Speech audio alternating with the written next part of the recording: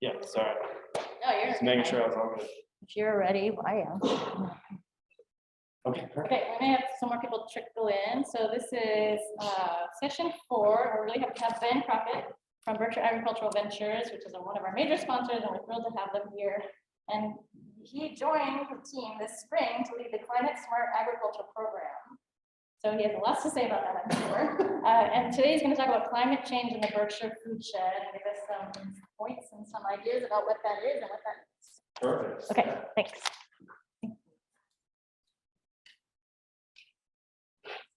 Afternoon, everyone. Afternoon, internet people. Thank you again, Marianne, and all the organizers for having Berkshire Ag Ventures here. It was an easy conference to sponsor. We're all really engaged with this topic of food and what we're doing with food systems in Berkshires. Yeah, if you want to read about me, there's a bio. Mostly I want to highlight our team, just do a little intro of what Berkshire Agricultural Ventures is and what we do. Talk about what models about climate change tell us and the effects that we're going to see in our region. What have we already seen in our region? Some of us might have our own stories or traumas maybe even. What can we do? This is usually, mitigation and adaptation. We'll talk about the difference and what the different techniques and approaches are for that. And then, I want to make sure there's time for any discussion, conversation, and I'm just setting a time so I make sure that we have that. If you have clarifying questions or anything, I'm happy to stop in between, but I probably will try to save more questions towards the end if that works. We'll see how we do. So Berkshire Agricultural Ventures, this is our team. This is from a gathering we had this summer. We're a really dedicated, hardworking, small nonprofit. So much talent. I don't have time to get into all of it. Unfortunately, what we mainly do is help finance, and this is why we use, the word liability a lot around farming agriculture. We're helping finance farms, helping them get the funds to be successful as a business, address risks on their farm with weather, address whatever kind of bottlenecks they might have in their processes. A lot of times farmers after a few years are looking to update their practices or maybe check out a new enterprise. We want to help facilitate all that, smooth out the bumps that come with taking those kind of risks. Main funding models are small grants. These are usually dedicated towards community projects or maybe a beginning farmer periodically. A lot of what we do, I think, we're most effective at these low interest loans. And again, I don't want to bore you with the intricacies of different grant programs or funding programs from state agencies or USDA, but a lot of times they're reimbursement based. So it's not reasonable to ask a farm to outlay $50,000, $100,000 plus in cash in 1 year to wait for a reimbursement that might come at the wrong time for them financially. So these kind of loans can help keep costs low, and farmers can take on those risks and engage with those grant programs so they can be more effective without ruining their cash flow as a business. Technical assistance, it's fun talking later in the day because I've already heard a couple other speakers. I'm like, great, you have questions? Give us a call. And we are a small team, so we can't do everything. But what we do pride ourselves on is connecting people with the right folks that know the knowledge. If we don't have it in-house, we'd love to set you up with the person who does have that knowledge. Focusing on climate smart ag, really, again, it's a risk to farm viability. If we had a great conversation with a girl the other day, and basically the math worked out to something like, if you built a $50,000 pond, you'd be able to make $200,000 more a year in selling crops because you have that water in the bank or a dry period, right? That is a huge cost savings, and not to mention that is a pinch point of risk for that farm going forward, right? We're going to see, as we'll talk about, we'll see more dry periods. So how do we help farms become financially viable as a business is very much tied into what we're going to see from climate change in our area. Obviously, farm viability directly links to local food system resiliency and how well food systems can weather the shocks of extreme events. And then agriculture is a part of reducing greenhouse gas emissions. I'll talk a little bit about why I don't emphasize that as much, but that's just as important. It's often a much larger project. So, what do models tell us about climate change, what we're starting to see, especially I would say in the fields literally of agricultural production. You don't have to understand all of this graph to basically see, these are measures of precipitation, so amount of moisture you get annually. This is just for the Northeast US. And the blue line is just an average trend. I think what's more interesting is this green line, which is the differences year to year of annual precipitation. And if you kind of look at this left side of the graph, right, there's some peaks, there's some wetter years essentially, right? But what we're starting to see, and this, you'll see this in a lot of other maps that I have or graphs that I have, more and more of those very intense, you know, we're looking at 50% more moisture in some cases than we've ever seen historically. That's a huge inundation on any farm, let alone just, you know, we could talk about land and residential side too, but speaking in agricultural terms, clearly seeing this trend upward. For us, about a half inch of irrigation more per decade. We may not feel as farms, you know, we're not measuring it that close, but in general, that trend just means more and more water every year on average. That's every year though can be different. So 2011, anybody know what happened in 2011 while we had a really wet year? Hurricanes, right? So this was year Hurricane Irene came through. Not to mention a few other tropical storms that also dumped a lot of water in a short period of time. 2019 was another wet year, and again, this is annual precipitation. And I was sharing this with the staff at Bev, and a couple folks were like, why is 2021 so low? Like, I remember 2021 was like a wet season, right? And I dug into it a little bit because I had similar recollections. I was reading my garden journal. And what it was is that the spring was really dry. It warmed up super quick. Everything, like the grass bolted very quickly. Sent out seed heads, sorry. I slept in the dark again. But what we did was get a lot of rain very late in the season when crops would have been harvested or second cut hay would have been coming in.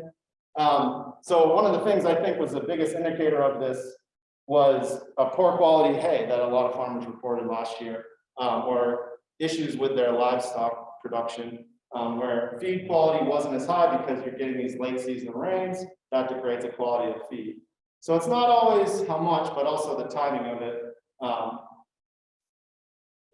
Again, this 2011 is just a super wet year. This is a little shorter time frame on this chart, but again, you can just start to see more and more storms going above where we've been anywhere in the last about 100 years or so. So this is the general trend. This map is a little, you know, more eye-shocking, or shocking too, I should say, when you realize this is one-day precipitation events. This is the most extreme rain day during the year. So not only is it a lot of rain, but we're having more extreme 24-hour periods of rain, which is very dramatic, especially when you have saturated fields. This isn't a soil science class, but if it was, it'd make you all learn what saturation means on a scientific level. Essentially means on a general level, there's no more room for water in the soil, or the soil cannot absorb water fast enough. So when you have water on top of a saturated field, it's just running off. That's when you start getting all that runoff into the Housatonic. When you see those brown rivers and streams in the spring, the water can't go down, so it's going across into whatever the next low point is. When you have these extreme rain events, you're going to have more of that runoff, essentially. More soil leaving the farm as well. Again, soil science. Just re-emphasizing again, like the Northeast, when we're looking at the whole country, wet is the thing. Like, we are going to get wet, and we will still have dry periods. We will still have times of heat and dry, but overall, the increase in precipitation is going to increase. So it's going to be a lot more on farms talking about how can we capture water, hold water, and sustain water throughout the year to balance these fluctuations in precipitation. Not surprisingly, the West Coast getting a little drier, but I think most people are aware of this. All right, changing from precipitation to heat, right? This is another element of this. Things are getting warmer. So here we are down here, right? Nice red pocket of heat. Any guesses as to why this might be hotter? Has a lot to do with what's going on out here. So those are those air currents they talk about moving over the ocean, right? They're starting to slow down. So what happens is you have more weather systems stalling dropping more precipitation, but also you have warmer air that stays further north for a longer period of time. This air isn't getting pushed down from those cooling winds of Canada. So that hot air tends to stay further north than it used to maybe 50 or 100 years ago. This one, if you're a farmer, this starts to get exciting, but it's a little, you got to disaggregate, you got to take apart the data here. 10 plus growing days on average in the Northeast. Right, that's exciting, right? There's more time to grow things, which in the Northeast is like the typical issue you're running into. The problem with these increased days of growing is they're very unpredictable. So even if you're like, maybe I could grow peaches, or I'm gonna go get into ginger. A lot of these things, I don't want to put peaches in a greenhouse, but ginger is a good example of, you can grow it up here, but you're still limited because you're gonna have those nights that drop down below freezing. Even if it's in the 70s for the next 2 weeks after that, there's still that increased chance of losing the crop. So what this often translates into is harder to time cropping systems, or moving to crops that have a different window or time frame of maturity. So maybe things that mature faster or later do better or worse depending on the farm. Ground not freezing in the winter. I know this is a little bit more typical here. I grew up in Maine, so like the ground always freezes. That's just normal. For me, in the Northeast, I find this hard too, especially when you talk about forestry or certain things are better applied in the winter. Lime is a good example. Like the people like to get out in lime fields when the fields are frozen because lime trucks are very heavy. It's much harder to do that when the ground never freezes. And if you put a truck out there, it's probably going to get stuck, and then you have a whole other world of problems. Thaws and flooding. Again, I'm not from here, but I would say, I could say with some certainty that the irregularities in temperature are also going to cause irregularities in water flow. So if you have a thawing event in February, but then it freezes right back up in 2 weeks, that is a nightmare for a farm, because a lot of times it just means ice instead of snow. Snow is great, it insulates, it keeps everyone comfy. When you have these irregular thaws and flooding seasons, it starts to throw everything out of whack. I can think of so many barns trying to land in the spring, and the water's just coming in under the door because of the way the farm is constructed, or it's an older facility. Bud break, this is a real big deal for fruit and nut producers. You don't want trees to open up before you have steady warm temperatures. We've already kind of talked about this, but in the spring we've seen these quicker turnarounds to hot, dry temperatures. That's really hard because that's usually transplanting season for a lot of vegetable farmers. Transplants kind of need a little bit of time and space to get established. You know, if you get them into that hot soil, the extreme conditions right off the bat in May, they tend to do poorly, and you tend to have increased losses in that transplant schedule. Again, similar map, annual temperatures for the Northeast, we're going up. For us, they're predicting, 0.2 degrees Fahrenheit per decade, so every 50 years up a degree. That's like given current norms though. So again, remember all these numbers depend on our actions as human beings. We can modify this. Yeah, that's my goal. That's my goal.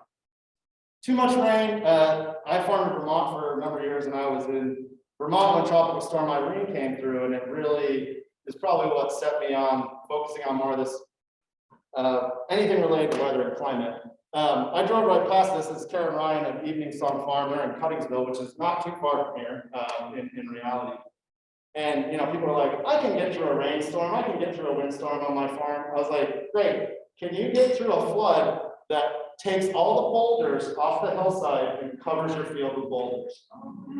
No. The answer is no. I'm cheating, but like their whole life completely transformed, and they had just bought the spot. They had bought the farm too. This doesn't only say, literally just bought this farm, and overnight transformed to an unproductive agricultural field. So that's the extreme, and again, that's too much water. That was 2011. This year, this is a grass farmer, also in Vermont. I just like this photo though, because this is like every grass farmer this July and August, just like the grass is not growing, it's just dead. And this is a loss of feed, right? So if you could, in past years, maybe feed 30 animals on your farm, if you've got 2 months where grass is not growing now because of extreme heat, you might have to cut that in half because you're literally getting half the amount of forage that you used to in years prior. Early maturation we talked about again. Again, that relates to those early spring temps as well. Temperatures coming up quick, rain going away even before we're into June. Hay quality I already mentioned. Oh, and late blight was my other favorite. In 2009, not everyone's following this, but late blight on tomatoes used to not really be a thing. Like, usually you get it if you were a year-round grower of tomatoes and you always had living tomato plants on your farm. And that's because it typically moved from the south to the north in the spring, from transplants in Florida or areas where there's year-round growing. As those transplants come to the north, that's where you can see that new inoculant for late blight. Otherwise, it's killed off in the winter in the Northeast. 2009 wasn't the wettest year, but it was wet every day. So I'd say it's like the dampest year. And this is like a whole other level of precipitation. If your plants are always wet, especially after the summer solstice, when things start to get dark again, huge potential for fungal pathogens to come in and just decimate crops. So again, it's the way precipitation is delivered, the way heat comes into an area, it's going to have all these knock-on effects that we may not even realize. Luckily, we have some examples that we can start to see like, okay, there is a pattern emerging here. We need to bolster some of these growing practices so we can prepare for these events. Heat stress, I just wanted to, again, show here from 2 different perspectives. A crop producer, heat stress can mean complete loss of crop. So these are aborted flowers on a tomato plant. This can happen to squash and other cucurbits as well. It's very common for pumpkin growers to run into this issue. If you have 90-degree temperatures during the day, or again, this is important too, it doesn't get below 70 degrees at night, you start to have more of these flowers aborted because it's just too stressful for the plant. And they essentially would just give up in that moment. Livestock welfare, I mean, we can talk about livestock welfare in general, but specific to heat stress, this is a real persnickety problem because often livestock are out in the open. It's more affordable and efficient to produce in an open field. How do you address heat while also managing pasture growth? A lot of farmers are starting to look at silvopasture and agroforestry at large as a solution to this, but I think even just monitoring birds would be a great first step for a lot of growers, just to say, how hot is it every day? What is my relative heat stress? And start to see how it's affecting them on their own farm, their own production systems. Yeah, and if you really want to get livestock producers that they're like, yeah, they're not, super into that argument. You can always go to numbers because heat stress, less productivity, just no gains, or if it's a egg-laying chicken or a duck or something, less eggs, right? They're too stressed to produce. All right, yeah, so winds are, I'd say, the other one that isn't as popular to talk about, or maybe is not as huge a problem in general in our area. So out in the Midwest, this is Iowa. I don't know if anyone remembers this from 2020. There's something called a derecho.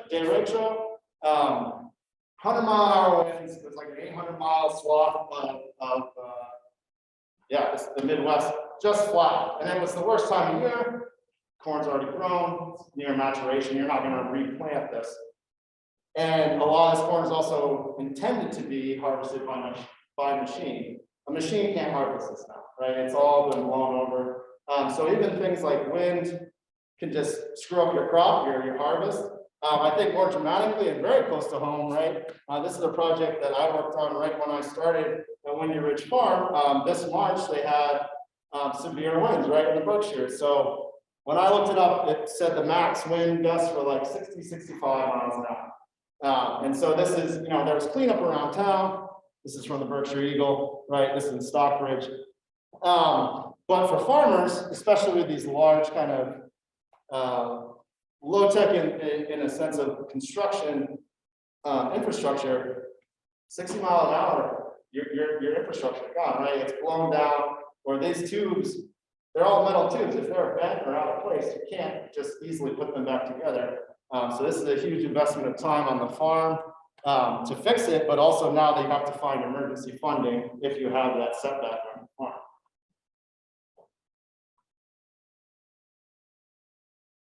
I think some people already got IPM stuff. So my short gist on this is essentially, I think Colorado potato beetle is a great example of this. There's a number of what they call degree days, but essentially days above a certain temperature, 52 degrees here, that build up, and it relates to the productivity or the maturity of the pest, Colorado potato beetle for this instance. You don't have to memorize this chart. You just have to see, okay, there's a number of degree days here, and once they get to a certain point, they're going to be in a certain life stage. The problem with climate change in general is that they reach these numbers faster because it's hotter. So now the time it takes for a life cycle is shortened by a week or 2 weeks. Maybe that doesn't sound too daunting, right? But if you have 2 generations usually a year, now you might have a 3rd generation, which means more pesticides or greater chance of losing a crop essentially. Anybody know this one? This is a popular one in ruminant circles. Barber pole. Perfect. Barber pole worm. Such a big problem. It's one of the biggest problems for sheep and goat producers, right? This little organism, right, is also going to be affected by these changes in heat, but I would say even more so with them, changes in humidity. So again, it doesn't have to rain all the time. If it's damp all the time, they're going to be more successful. You're going to have higher parasite loads in your livestock. And then I think a lot of people are probably aware of like the ticks are becoming more prevalent, right? And alongside that, tick-borne illnesses. So this is a huge risk for farm workers and the people that are actually in the out of doors. All right. So let's put this into context. But like those are all the problems, right? Let's put it into context of what we can do and what we're responsible for. Looking at the EPA, we just look at every greenhouse gas emission, so not differentiating between carbon, methane, all these things. Agriculture is reportedly responsible for 11% of emissions, which, depending on what you've read and what you're thinking, that might seem low or high, right? To me, when I read that, I was like, that seems low. And I was looking at this data a little closer. It's like, wait, okay. Then what they're trying to say is just agricultural production. This is what we're responsible for, right? But if you're looking at the food system, that's kind of hidden in all these other sectors of transportation, of cooling, of processing food, of having the systems and services some folks were talking about this morning, reaching residential communities. I like this number a little better, looking at the global food system, because this is really starting to capture like the whole scope of food. And some of the better numbers I've seen are around a 1/3. So when you look at the whole food system, when you talk about greenhouse gases, it's a really big chunk of the puzzle. Oh, my apologies. One other thing I wanted to mention, this will come up in a minute. When we talk about mitigation as well, like sequestering carbon or any of these things, we need to think on 100-year scale.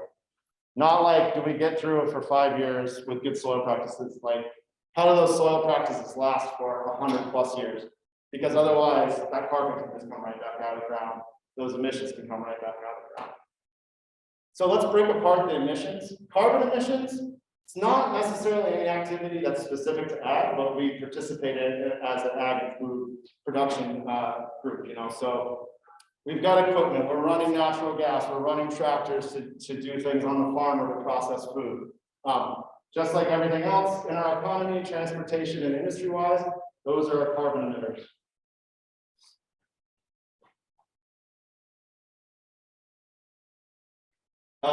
I think where it gets more interesting with carbon on farms, right, is not necessarily, so let me back up.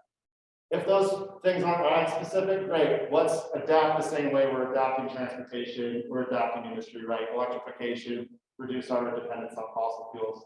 I won't get into that, mostly just to say there are other experts that do that, and we just need to apply it to agriculture, right? Bring those solutions to agriculture. Where agriculture can show up, I think, and provide some reduction in carbon is really with trees. So when we talk about trees in agriculture, we generally call that agroforestry. This graph, I was trying to line it up because essentially 0 is here for both of these.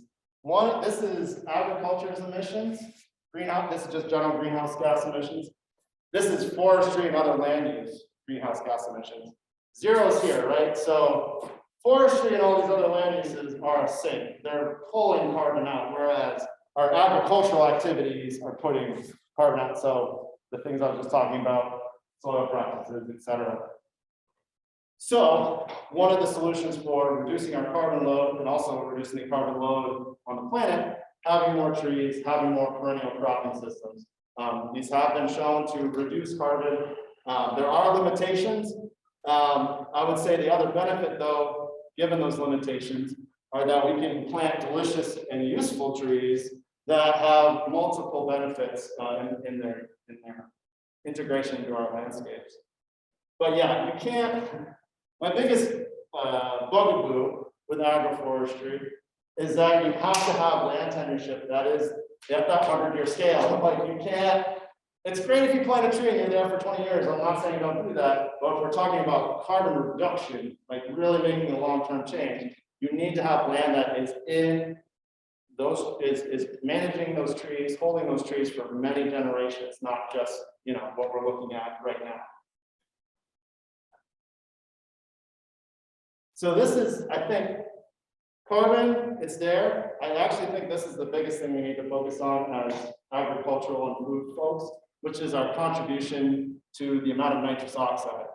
So nitrous oxide is this little sliver, 7% of all greenhouse gas emissions for the US, right? Doesn't look like much. This is mostly carbon dioxide, 80%. The thing that's tricky about nitrous oxide is that every nitrous oxide is 300 times as powerful as carbon dioxide. So this is the amount, but in terms of effect on global warming, nitrous oxide has a huge effect. This is carbon dioxide versus nitrous oxide based on industries in the US. Agriculture doesn't really even show up as a sliver of the pie in carbon dioxide emissions. But this 3/4 right here, this is all ag. So this is just from soil management practices contributing to nitrous oxide. And that's why I really would love to frame that up in everyone's mind if you're new to this concept, because it's not the biggest amount, but it is very powerful, and we're, agriculturally speaking, responsible for a majority of it. Manure management is actually only this little sliver up here, which I love looking up stuff like this because my assumption is, oh, manure management, like that's, nitrogen just pouring off of that. It's really this release due to our soil practices, namely tillage. So it's not fertilizer, it's tillage?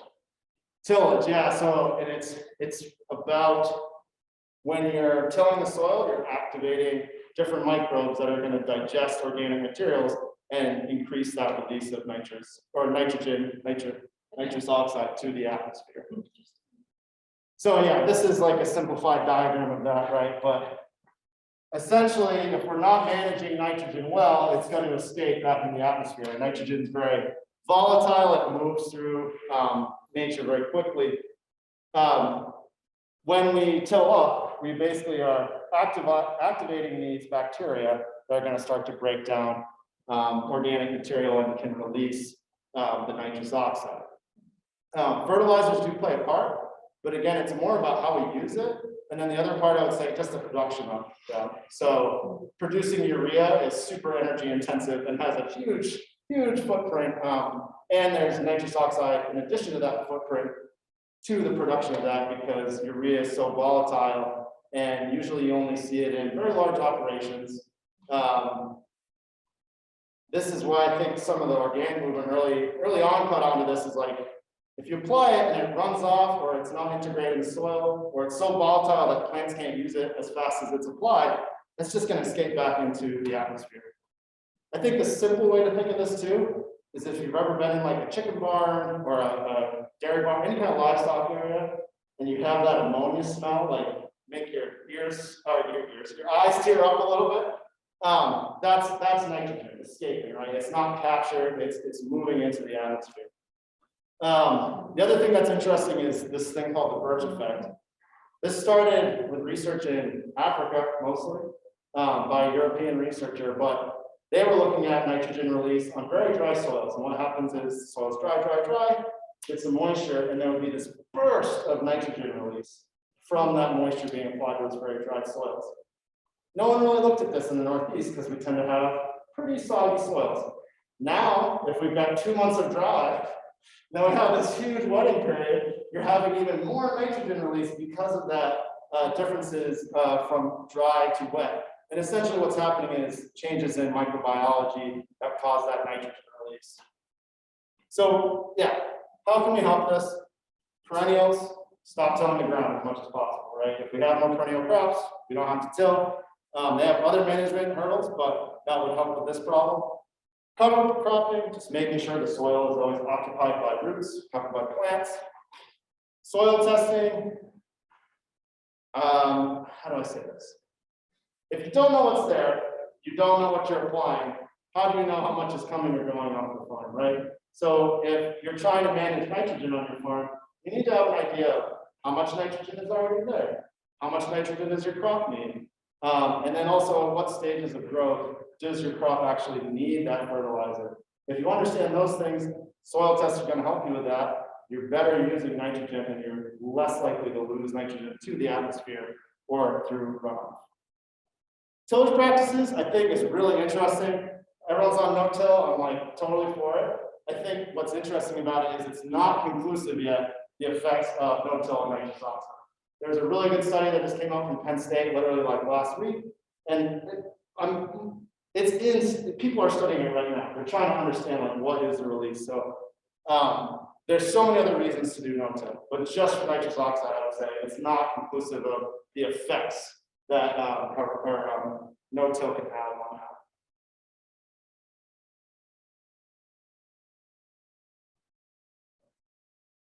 Methane, this one's pretty popular. This is the cowbirds, right? Or in the scientific literature, enteric emissions, right? So if you're Googling it, you really want to get to the good stuff. That's where it is. This is mainly ruminants, right? So there is some methane associated with poultry production or hog and swine production, but the real culprit is ruminant animals. So these are animals with multi-compartment stomachs that break down forages, mostly grasses. 95% of that is burps too. I think is people think it's more from the farts, it's more burps. So you can take that to the bank, tell your kids. So where that comes in is, some of the solutions we're seeing for reducing methane are these supplements to feed. So seaweed's been in the news. I think another one I've just learned about recently is some research being done on willow plants. Because those are more, honestly, they're more appropriate to where we live because we're not right at the ocean. So think about transporting seaweed all the way in, right? That might not be the most effective. If we can plant these willow fodder banks in farms, now we have a more natural on-farm way to help bring down those methane emissions. In general, too, again, this is a little, I apologize if this is too jargony. I'll try to break it down. Management intensive livestock, I always try to emphasize like the management is intensive. Like I'm doing more as a manager. I'm not just setting cows out and just setting feed out and like hoping it all comes together, right? I have a holistic view of how I want to reduce methane emissions, improve my soil on the farm. You have to plan for that. It doesn't just happen. The storybook's nice, but in reality, I think someone said this earlier, it's a business. So this is part of the business, is managing your animals more intensively, understanding if they're in balance with your land base. Manure management mostly breaks down to just managing manure, which is great. We can do that. That's actually one of the easier solutions. Like, let's manage more manure, put it in bunkers, don't let it get rained on, treat it like the resource that it is, not like a waste product. Oh yeah, this is just scope and scale. So these three maps are methane emissions in the US. This is from coal mining. So, clearly we've got some concentrations up here in Appalachia. This is oil and gas. So, okay, North Dakota, we've got some fracking over in Pennsylvania, oil and gas coming out of Texas. This is agriculture. Whoops. This is agriculture, right? So this is methane emissions measured over the US just for agriculture. And this is another one like nitrous oxide where I'm like, we talk about greenhouse gases and it's kind of this general concept, when we look at a few of them, like agriculture is heavily, you know, involved in the production of these. So, yeah. Again, I love talking later because some people have already hit on these hard points. Consumer education, I think a lot of folks are already aware of this, you know, changing consumer habits, talking to them about what's seasonally appropriate, what's maybe more appropriate food to grow in the Berkshires versus what they see in a grocery store. Those things might not always be the same. So many people here today talking about cultural solutions. I'll just say yes, and you know, more of it. Culturally appropriate foods and long-term diet changes are a part of this equation. Transportation, again, we need to more move towards electrification. Cooperation is another part, right? If I have a van, you have a van, you have a van, what if we just have one van? And you know, maybe someone or we hire someone to share the responsibility of driving that instead of everyone doing things independently. And then again, yeah, a lot of the efficiencies we see in other industries should be carried over into agriculture. This is a great, I saw this, I kind of want to figure out if we can get one in Berkshire. It's an electric refrigerated van. I know, I'm like, I want one. That's in the UK, so you know, Europe's always doing fun things. Want to make a plug here for carbon markets. They're very complicated, and I'm personally not in the camp of carbon markets for farming because of some of the reasons I said earlier. But I feel like, you know, it really is the top point to my main point, which is all pollutant. It allows polluters to keep polluting. It doesn't change the larger trends and practices. Agroecology has been shown to be a way better mitigator of climate risk and reducing contributions to greenhouse gases. Who has the land? That's who's going to get carbon credits. So if you already are having a landless group of people, these kind of credits are going to benefit those that have the land, not those that probably need more support and capital, honestly. It's hard to measure carbon. So yeah, this could be a whole thing right here. We could spend a day on that, just talking about, there's a lot of debate over how you actually measure carbon sequestration. And then I'm a fan of John Oliver. He like ripped this apart a couple weeks ago. Highly recommend the 20 minutes, but you know, this is just one part of it. There's only 500 million hectares of land, which is like 1,200 acres or something. There's just not enough land to plant all these trees that, you know, who all these people are going to plant. There's already examples of where they're moving whole communities out just to plant trees. They're just removing an entire culture because now they can meet their greenhouse goals and they reduce carbon. I think I might leave it there. I've got some more slides, but I'm definitely going to have be able to share that stuff back up. Oh, great. Yeah, and I'm happy to tackle your questions. A lot more to say. I'm sure you have questions for Ben, and we have about 5 minutes for questions before we move to the next. So, if you want to ask some questions or comment on the things that you saw, those are some of Stash. So you're hopeful? I am hopeful. Yeah, sorry, I should spend more time on adaptation. I was going to say, in general, too, I think it's conferences like this, and it's every year we understand more and we understand how to better apply it in agricultural settings. So it's just persistence is going to get us there, I think, in the long term. And just an openness to say, we don't know. I think especially in Western knowledge bases, we tend to like want to have the answer and know. And we don't always know, and we really need to reach out to others to understand them. Yeah, totally agree. Go ahead. So do you think it's down to small regional farms to tackle this and be the leaders, or are there big, I mean, they're here in the press, so I'm watching that General Mills is putting 100. Right, yeah, exactly. And, but, I don't know, which. So yes, but, or yeah, yes and no. I think on the cultural front, they're essential because that is how people are actually going to access it and understand it in a tangible way that isn't Ben Crockett with abstract facts talking about it, right? Maybe we're all interested in that and wanting to dive into it more, but I think those smaller farms that are very like community based, they're essential for this whole thing because it does engage people and it wakes them up to the immediacy of the concerns. In terms of emissions, or who has the biggest chance to change? Yeah, I mean, the bigger the farm that changes, the more we move in a positive direction, but it is kind of the small and large hammer. You know, small hammers are good for small problems, large hammers are good for bigger problems. But if you're moving that hammer in the wrong direction, you're gonna smash everything you intend to, or you're gonna have all these unintended consequences. Oh, we had carbon markings, but that actually just caused all these other issues because we're not addressing the root cause. I think that's a great point, Ben, because, you know, the education part is huge. So the smaller farmers that you can access, you can talk to them at the farmer's market, Yeah. you can go to the farm visit, and they can pass along these ideas. Yeah. And so, right, so maybe not fix the whole problem, but get us thinking about it and then. Yeah.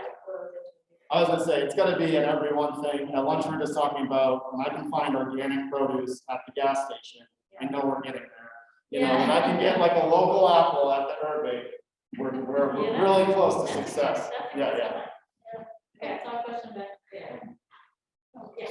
I know this isn't really about climate change, but I'm wondering if you could talk about the consumer role in this. So, for example, there are some examples in Massachusetts of large universities and colleges like buying up all the crops in the region. Yeah. Or many institutions that can have profound roles and regional. Yeah. But I don't know any transactional kinds of examples or ways of thinking about that with regard to climate. The other piece in that is, as a member of the CSA, I've always wondered if this was a good thing for the farm. Right? No, is it more profitable now? Oh. There's so much work. I was actually going to tie around my answer to that too at the end, which is either A, you know, you're emphasizing that extra value of caring for the planet, and that actually translates to dollars that customers pay, right? And I think some companies are trying to do this. Rodale's been trying to do this. Kind of, it's like organic plus. So they're trying to take organic practices and implement these other practices that would benefit climate-related problems on the farm. So you can look for those things. I would say beyond that, though, I think it's more looking at your own diet and how you engage with food. For two reasons. One is like, what is practical? Because like, I can tell you the best I know, you live forever and everybody wins and it's perfect money, right? But like, if it doesn't work for your scenario, your community, your financial situation, your history, it doesn't matter. So it's more about understanding where you're at and where you think you could go and starting to break those steps out. Say, okay, maybe red meat, I can cut it in half of where we are. Or like, that's going to be my challenge for this month is eat half as much meat. Or my challenge is going to be try to find crops that are locally available and not buying things that are out of season but shipped in. I'll throw on too then. Yeah. You know, you talk a lot in the presentation about farming's role in climate change, together. We internally have not spent a lot of time talking to you about how there's a lot of pressure on farmers to put all of the climate change story on their shoulders, and they're supposed to fix it. And the farmers are just as much a victim of all of this as they are unwilling to participate. So there's probably a whole other very interesting presentation about all the things that we talked about that we can do to help farmers sustain through all of these change from an environmental perspective also. It's just a lot. I think that's where I see some promise though when I engage, especially with some great materials like this tribal climate adaptation menu. I mean, it really has changed the way to think about these problems because as Shannon's letting out, it's not just like the farm flooded, that's the problem, right? It's like, why is the farm even where it is? Why are we farming on a hillside, right? Oh, is it because we have housing development and the flatlands beneath, right? Like, the problem is much more dynamic, and I think a lot of the knowledge that comes out of these conversations, especially this one that built the adaptation menu, is like the biggest problem I'd say with Western thought is we piece it apart. We're trying to treat one thing at a time. We're not looking at holistic change. So that's also what would get us there faster, though, too. Because then everyone's moving together. It's not just one point and everyone's lagging behind. We're all moving forward to address it at the same time. Yeah, that holistic idea that we heard from farmers. Yeah, I was gonna say, yeah, I'm glad other people already hit on it. like, yes, more of that, yeah. All right, so unfortunately, we've run out of time, but feel free, you can stick around and ask. Thank you all. Thank you. Feel free to